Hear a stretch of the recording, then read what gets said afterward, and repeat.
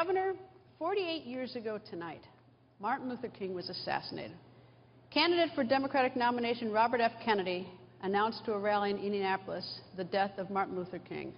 A lot has happened in the last 48 years, and we've dealt with Ferguson and we've dealt with Baltimore. How do you assess or describe the state of race relations today? Well, the one thing that I do remember, I was still pretty young, but I do remember how Bobby Kennedy got up on the car and asked the people to have, to remember this, but not to riot. And he calmed the crowd down, and I mean, what a time that was. Well, in our state, Greta, as you know, we've had some tough decisions involving police and community. These three ladies came to me, and the leader, a lady named Nina Turner, state senator, African-American. She said, we need to get on this because we know there are decisions coming that are going to be tough from the courts. She said, I want to have a, commission. I said, no, let's not do a commission. Let's just get this thing going, and let's come up with some recommendations. So I was able to get her involved and the two other ladies. She became the chairperson of this thing, and our head of public safety, who ran the highway patrol, became the other chairperson. And the two of them, we brought them on. Her, by the way, Nina's son is a police officer.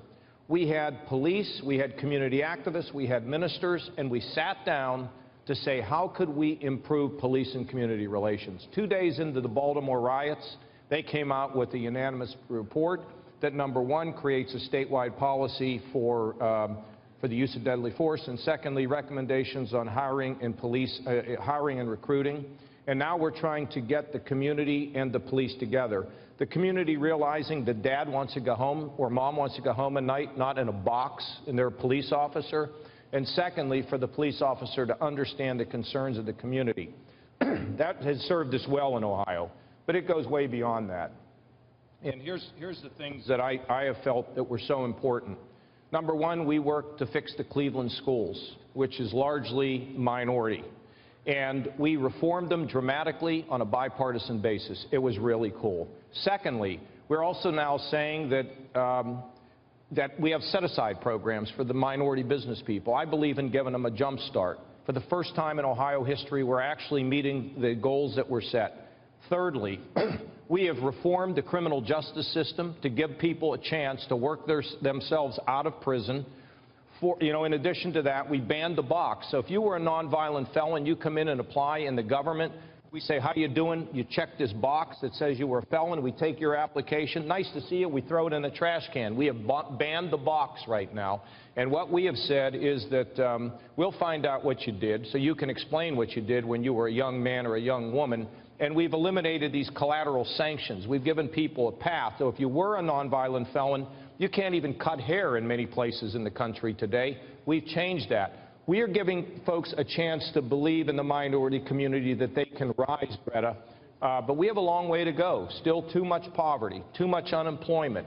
And that's why the schools have to change. That's why the skills have to be given to the young men and the young women so that they can fulfill their God-given purpose. So, look, I'm very, very concerned about this, because when we have Americans who feel that the system doesn't only just work for them, but can work against them, we have to remedy that. Let me tell you a little bit about welfare. I don't want to go on and on, but this is a complicated question.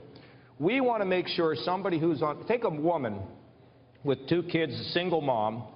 Right now, she can, in some cases, not take a pay raise or get a promotion because she loses more than what she gains. Why don't we have a system where the people who are the working poor have an opportunity to rise and escape poverty by having a welfare system that makes sense, so a mom can make more money without losing her child care? I mean, these are the kind of things we have to think about. One more I want to tell you about. Just one more thing I want to tell you. I went into one of our urban school districts. They had a 63% graduation rate.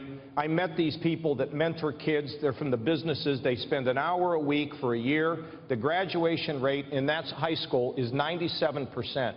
We need to grab our children and tell them that they're special and give them guidance, love, and encouragement. And that's across the board, but particularly people who come from an area where they're extremely poor. I just think we need to pull together as Americans.